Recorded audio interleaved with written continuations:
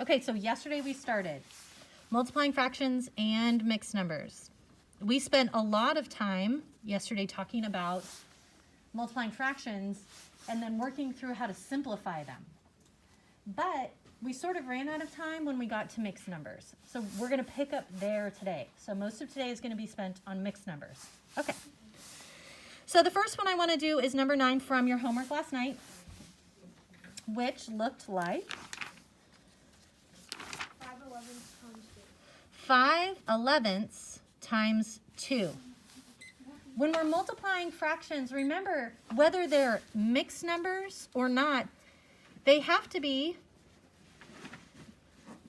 in the form of a number over a number times a number over a number. You can only have 2, a top and a bottom. So this 2, it's just one thing. So we have to change its form. So in order to do that, the 5/11 is going to stay the same. And in order to change the form but not change the problem, we're going to put 2 in the numerator and a 1 in the denominator.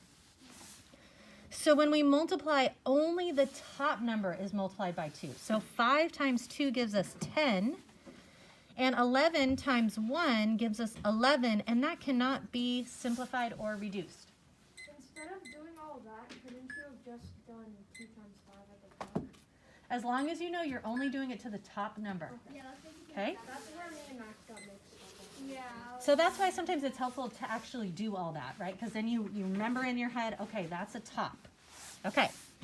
So focusing on mixed numbers, it sounds like we had a couple people struggle with some of them. So we are going to, I'm going to try pull up yesterday's notes to help us get through it. So 2 1/2 times 1 2/3.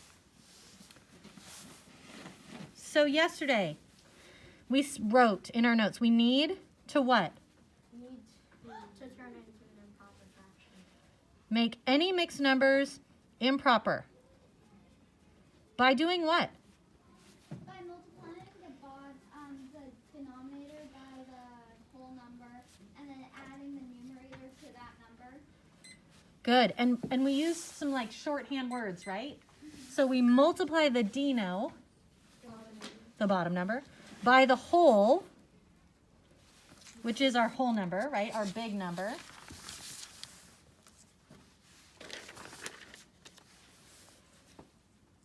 I'm going to put number. And then we add The numerator to the denominator.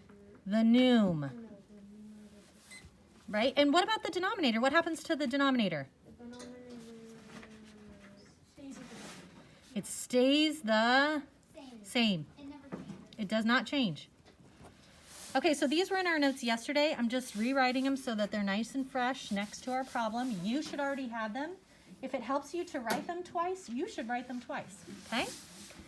All right, so 2 1/2. 2 1/2 is the mixed number that I need to make improper by multiplying the denominator, which is a 2, times the whole number, which is a 2. So 2 times 2 is 4.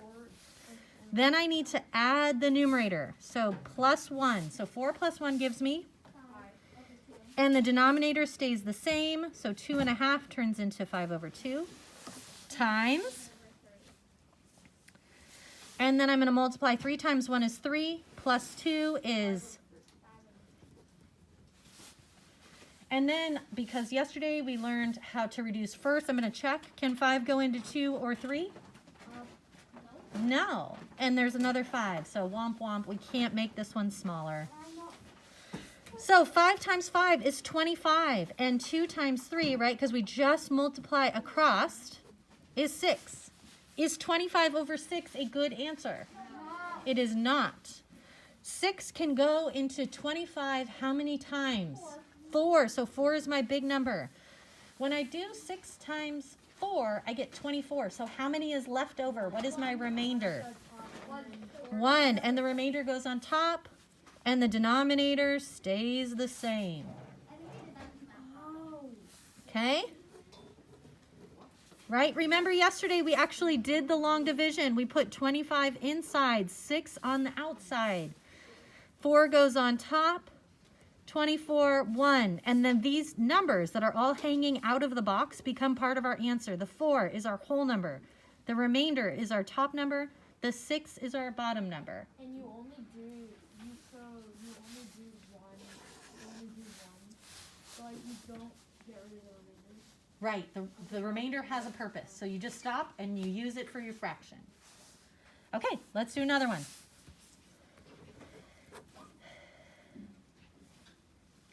Three and 1/5 times 1 and 7/8.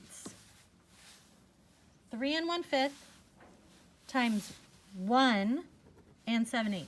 So I have to make them improper. Neither of them are in the right form. They have 3 numbers instead of 2. So I'm going to multiply 3 times 5. I get 15 plus 1. I get 16 over 5. Jonah, can you see okay? I'm sorry. I have my thin pen today, so sorry about that. And then I have 1 and 7/8. So when I make that one improper, Audrey, what am I multiplying? You are gonna multiply 8 times 1 And then? add the 7. Good. And what is 8 plus 7? 15. 15. And what goes on the bottom? I forgot. 8. Yeah, it stays the same. And now I'm going to go back and I'm going to see, can I simplify? Can I reduce first? Because these numbers look big. And I don't want to multiply 16 times 15. Ugh, that's going to be a mess. I already did it. So if I check 16, does 16 go into 5? No. No. Does 16 go and 8? Do they share a factor? What? 2. What else? 8. 8. They share 2. They share 4. They share 8. You could use any of those to make them smaller. 8 would be easiest. The biggest number is always best when reducing. So 8 goes into itself one time. 8 divided by 8 is 1. And 16 divided by that same factor, 16 divided by 8 is 2. 10 over 1 and then 15 And then and 5. 15 and 5. And 15 and 5, they share a factor. They share 5. 5 goes into itself one time. And then you 5 goes into 15 3 times. 2 times 3 is 6, and 1 times 1 is 1, which is just 6. That's way better than finding out what 16 times 15 is, and then dividing that by 5 times 8, which is 40, right? wait, it just completely. It's just, It's 6 and it's 6 over 1. it's just 6. Boom. A 6 over 1 is also okay. That would not be wrong. How are you guys feeling? Are you ready? Yeah. Whiteboards if you've got them.